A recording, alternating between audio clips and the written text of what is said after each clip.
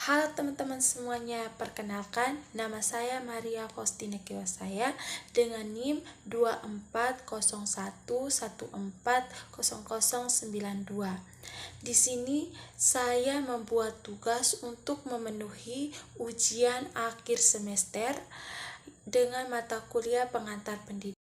Materi pertama tentang perkiraan dan antisipasi terhadap masyarakat masa depan. Pengertian dari perkiraan terhadap masyarakat masa depan dalam dunia pendidikan. Perkiraan terhadap masyarakat masa depan dalam dunia pendidikan menunjukkan bahwa dunia pendidikan akan dipengaruhi oleh 4 faktor utama, yaitu globalisasi, perkembangan ilmu pengetahuan dan teknologi disebut iptek, arus komunikasi, dan peningkatan kebutuhan tenaga profesional. Faktor-faktor yaitu 1. Globalisasi dalam pendidikan. A. Pendidikan menjadi jabatan global. Di masa depan, pendidikan akan semakin terhubung secara global, seperti pertukaran pelajar internasional akan menjadi lebih umum sehingga siswa dapat belajar di berbagai negara dengan lebih mudah. Contohnya, seorang siswa di Jakarta bisa berkolaborasi dengan siswa dari Korea atau Filipina dengan hanya bantuan teknologi. B. Standar pendidikan yang serupa di seluruh dunia. Globalisasi standar pendidikan di berbagai negara akan semakin seragam. Contohnya, seorang lulusan dari Indonesia bisa mudah bekerja di negara lain karena ijazahnya diakui secara internasional. C. Persaingan dalam pendidikan global. Namun globalisasi juga membawa tantangan, yaitu persaingan. Contohnya, negara dan universitas akan berlomba menarik siswa terbaik dari seluruh dunia. Kedua, perkembangan ilmu pengetahuan dan teknologi disebut iptek. A. Teknologi pembelajaran berbasis. Semakin mendasi dunia pendidikan, contohnya misalnya seorang siswa yang merasa kesulitan memahami matematika bisa mendapatkan bantuan dari sistem AL yang memberikan penjelasan khusus sesuai kebutuhan mereka. B.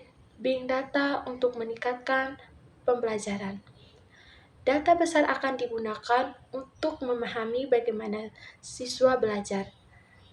Contohnya, guru dapat mengetahui siswa mana yang membutuhkan lebih banyak bimbingan dan materi yang perlu diperdalam. Ketiga, kursus online terbuka untuk semua. Pembelajaran online akan semakin populer, terutama melalui Mojo. Siswa dari manapun bisa melalui dari universitas termana tanpa harus pindah ke negara lain. Ketiga, arus komunikasi. Akses informasi yang mudah. Di masa depan tidak akan lagi kendala akses terhadap informasi. Contohnya, dengan internet yang semakin cepat dan mudah dijangkau, siswa dari pelosok pun bisa mengakses sumber belajar yang sama dengan mereka yang tinggal di kota besar. B. Kolaborasi global dalam proyek pendidikan. Perkembangan komunikasi kemungkinan siswa di berbagai negara bekerja sama dengan proyek-proyek global. Contohnya, mereka bisa bekerja sama dengan proyek penelitian tentang perubahan iklim atau perkembangan teknologi. Kelima, peningkatkan kebutuhan tenaga profesional. A. Pendidikan berbasis keterampilan nyata. Di masa depan, dunia bekerja lebih membutuhkan keterampilan praktis daripada sekedar pengetahuan teoritis. B. Keterampilan lintas disiplin. Masyarakat masa depan akan menuntut pekerja yang mampu memahami dan bekerja di berbagai bidang. Contohnya, seorang ilmuwan komputer juga perlu memahami etika dan seni untuk merancang teknologi yang tidak hanya berfungsi tetapi juga etis. C. Pendidikan vokasional yang terlebih terhubung dan industri. Dikutip dari pendidikan Vokasional adalah suatu bentuk pendidikan tinggi yang berfokus untuk mengenali mahasiswa dengan keterampilan dan pengetahuan praktis yang dapat diterapkan secara langsung pada pekerja atau industri tertentu. Pengertian dari upaya mengatasi terhadap masyarakat masa depan dalam bidang pendidikan. Pikiran terhadap masyarakat masa depan dalam dunia pendidikan menunjukkan bahwa dunia pendidikan akan dipengaruhi oleh 4 faktor utama globalisasi, perkembangan ilmu pengetahuan dan teknologi disebut iptek, arus komunikasi dan peningkatan kebutuhan tenaga tingkat global. Adapun langkah-langkah yang perlu diambil, 1. Penerapan teknologi dan digitalisasi dalam pendidikan. Kedua, reformasi kurikulum untuk abad ke-21. Ketiga, meningkatkan induktif dan akses pendidikan. 4. Meningkatkan inklusif dan pendidikan. Kelima, kolaborasi antar pendidikan dan dunia kerja. Nah, materi kedua, lingkungan pendidikan. Fungsi lingkungan pendidikan memiliki peran penting dalam menciptakan proses belajar yang positif, yaitu ada 11. 1. Menyediakan sumber belajar. 2. Motivasi siswa. 3. Mewujudkan keamanan. Keempat, mendukung perkembangan peserta didik. Kelima, memberikan pengalaman belajar. Keenam, menambahkan nilai-nilai sosial dan budaya. 7. Mempersiapkan peserta didik menghadapi kehidupan. Ke-8. Mendorong kreativitas dan inovasi. Ke-9. Mengoptimalkan interaksi siswa dan guru. 10. Meningkatkan motivasi belajar. 11. Memfasilitas pembelajaran kolaboratif. Fungsi lingkungan pendidikan. Lingkungan pendidikan memiliki peran penting dalam menciptakan proses belajar yang positif. 1. Menyediakan sumber belajar. Lingkungan pendidikan yang baik akan menyediakan berbagai sumber belajar seperti buku, laboratorium, perpustakaan, dan fasilitas penunjang lainnya. 2. Motivasi siswa. Lingkungan pendidikan yang menyenangkan, nyaman, dan inklusif dan motivasi siswa untuk belajar dengan lebih baik. 3. Mewujudkan keamanan. Lingkungan pendidikan yang aman dan bebas dari unsur intimidasi atau kekerasan akan memberikan rasa aman bagi siswa. Keempat, mendukung perkembangan peserta didik. Lingkungan yang baik dapat mendukung perkembangan fisik, mental, dan emosional dan sosial peserta didik. Kelima, berikan pengalaman belajar. Lingkungan menjadi sarana baik peserta didik untuk berinteraksi dengan sumber belajar dan mendapatkan pengalaman berkaya pengetahuan. Keenam, menanamkan nilai-nilai sosial dan budaya. Lingkungan berperan dalam membentuk karakter peserta didik. Ketujuh, persiapan peserta didik menghadapi kehidupan. Lingkungan peserta membantu peserta didik mempersiapkan diri untuk menghadapi dunia nyata. 8. Mendorong kreativitas dan inovasi. Lingkungan pendidikan yang baik harus mendorong siswa untuk mengembangkan kreativitas dan inovasi. 9. Mengoptimalkan interaksi siswa dan guru. Interaksi siswa dan guru sangat penting dalam proses pembelajaran. 10. Meningkatkan motivasi belajar. Lingkungan pendidikan yang baik dapat membantu meningkatkan motivasi belajar siswa. 11. Memfasilitasi pembelajaran kolaboratif. Lingkungan pendidikan yang baik juga harus dapat memfasilitasi pembelajaran kolaboratif antara siswa. Jenis lingkungan pendidikan. Berikut ini adalah jenis lingkungan pendidikan yang dapat ditemui dalam proses pembelajaran. 1. Lingkungan keluarga. Pendidikan informal. Lingkungan keluarga adalah lingkungan pertama dan utama bagi peserta didik. Contohnya, keluarga memberi pendidikan yang bersifat informal di masa anak-anak belajar melalui interaksi sehari-hari dengan orang tua dan keluarga lainnya. 2. Lingkungan sekolah pendidikan formal. Lingkungan sekolah adalah tempat pendidikan formal yang struktur dan sistem. Contohnya di sekolah, peserta didik belajar melalui kurikulum yang telah diterapkan oleh pemerintah atau lembaga pendidikan yang berkait. 3. Lingkungan masyarakat, pendidikan non-formal. Lingkungan masyarakat adalah tempat di mana peserta didik belajar dan interaksi sosial dan kegiatan-kegiatan ada di masyarakat. Contohnya seperti organisasi sosial, lembaga keagamaan, kursus pelatihan, atau kegiatan pemuda. 4. Lingkungan virtual. Dalam era digital saat ini, lingkungan virtual juga memang peran penting dalam pendidikan. 5. Lingkungan alam. Lingkungan alam juga dapat menjadi lingkungan pendidikan yang penting. Contohnya, kegiatan di dalam terbuka, siswa dapat belajar tentang lingkungan hidup dan proses pengalaman yang berharga. Dari 3 aliran pendidikan. Pengertian aliran-aliran klasik dalam pendidikan. Aliran klasik dalam pendidikan adalah perkiraan-perkiraan yang membawa perubahan dalam dunia pendidikan dan masih sering digunakan hingga saat ini. Aliran-aliran klasik dalam pendidikan disebut 1. Aliran empirisme, 2. Aliran notisme, 3. Aliran naturisme, dan 4. Aliran konsekuensi. Pengaruh aliran-aliran klasik terhadap pemikiran dan karakter pendidikan di Indonesia. 1. Pengaruh aliran empirisme. Penerapan pendekatan pembelajaran konseptual, adanya penerapan pendidikan berbasis masalah. 2. Pengaruh aliran naturisme. Penerapan pendekatan yang memperhatikan tahapan perkembangan anak, penerapan pendidikan karakter dan moral. 3. Pengaruh aliran naturisme. Penerapan pendekatan holistik dalam pendidikan, penerapan pendidikan lingkungan hidup. 4. Pengaruh aliran konsekuensi, pengembangan kurikulum yang fleksibel dan insuvel, penebalan dalam pendekatan multidisiplin. Adapun gerakan baru pendidikan. 1. Pengajaran alam sekitar, 2. Pengajaran pusat perhatian, 3. Sekolah kerja rintisan, 4. Pengajaran proyek.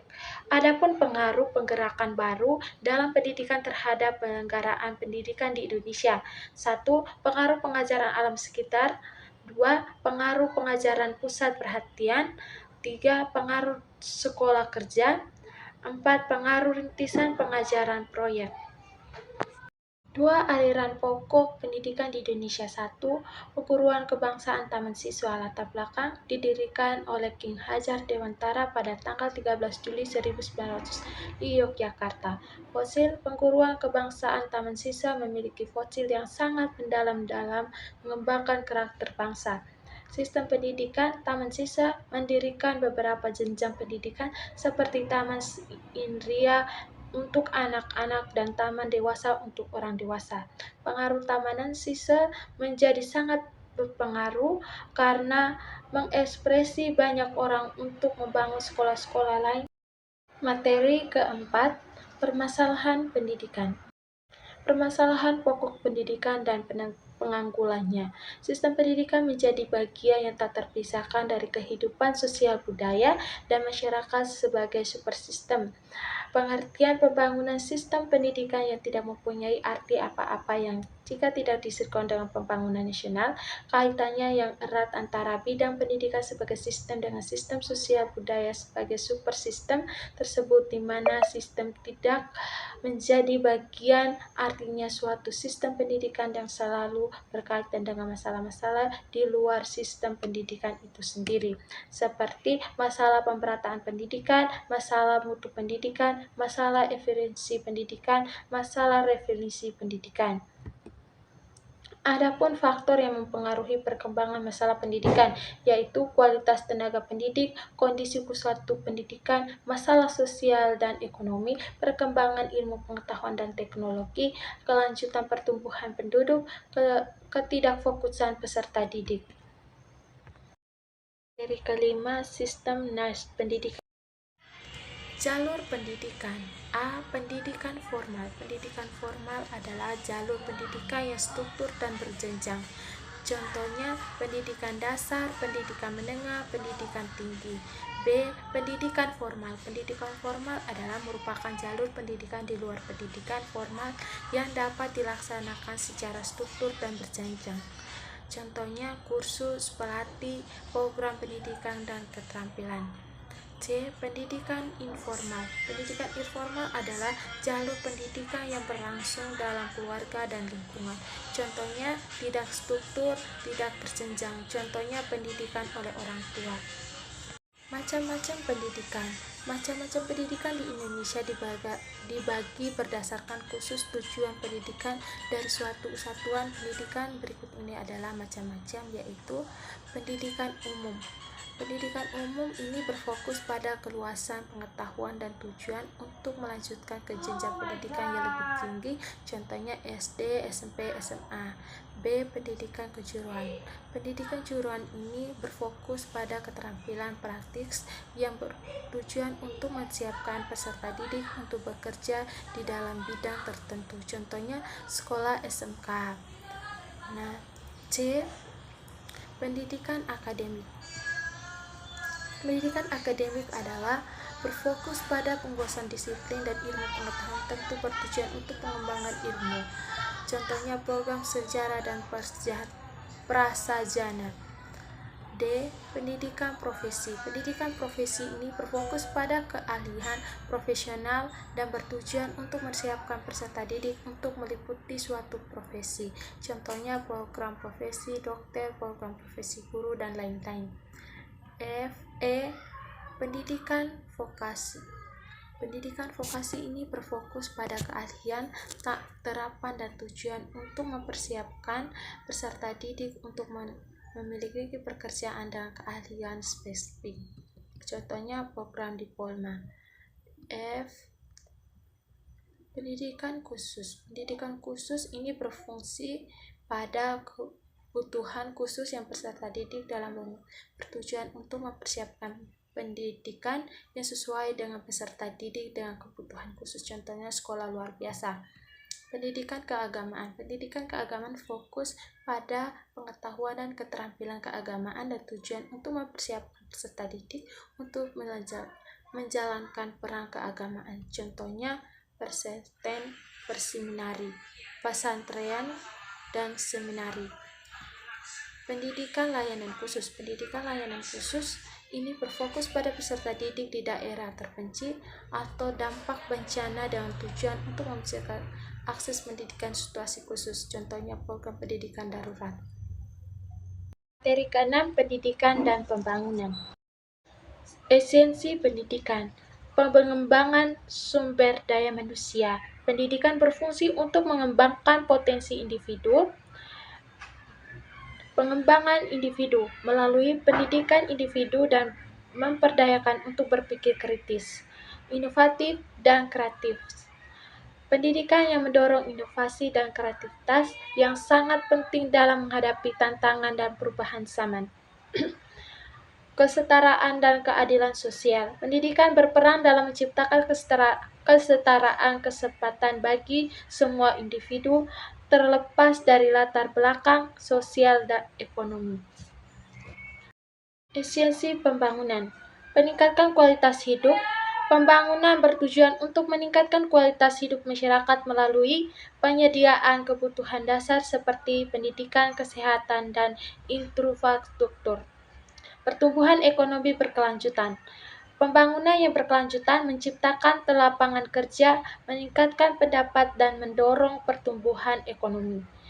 Keadilan partisipasi. Pembangunan yang efektif harus melibatkan partisipasi masyarakat dalam proses pengambilan keputusan. Ketahanan kemasyarakatan. Pembangunan yang berkelanjutan juga mencakup ketahanan terhadap kritis, baik yang disebabkan oleh faktor ekonomi, sosial, maupun lingkungan, dapat bertahan dan pemulihan berbagai tantangan. Hubungan antara pendidikan dan pembangunan. Pendidikan sebagai motor Pembangunan pendidikan yang baik menghasilkan tenaga kerja yang terampil dan kompeten. Pembangunan yang mendukung pendidikan. Investasi dalam instruktur pendidikan seperti sekolah dasar pelatih guru menciptakan lingkungan yang konduktif untuk belajar. Sinergi untuk tujuan bersama. Keduanya yang harus bersinergi untuk mencapai tujuan pembangunan berkelanjutan seperti pengangguran, kemiskinan, peningkatan kesehatan dan pelindungan lingkungan, tantangan esensi dan sumbangan dan pendidikan. Keterbatasan akses pendidikan seringkali ini yang menjadi masalah utama seseorang dalam menjalankan pendidikannya. Ketidakmampuan ekonomi, biaya internet yang tinggi tidak jangkau oleh masyarakat berpenghasilan rendah. Keterbatasan akses pendidikan, perbedaan teknologi antara kota besar dengan kecil menyebabkan keterampilan akses serta pendidikan digital yang rendah. Pembangunan sistem pendidikan. Pembangunan sistem pendidikan adalah dua konsep yang saling berkait dan memiliki peran penting dalam kemajuan suatu masyarakat atau negara. Berikut ini adalah penjelasan yang masing-masing istilah dan hubungan antara keduanya. Definisi pendidikan, definisi pembangunan, hubungan antara pendidikan dan pembangunan, tantangan dalam pendidikan dan pembangunan.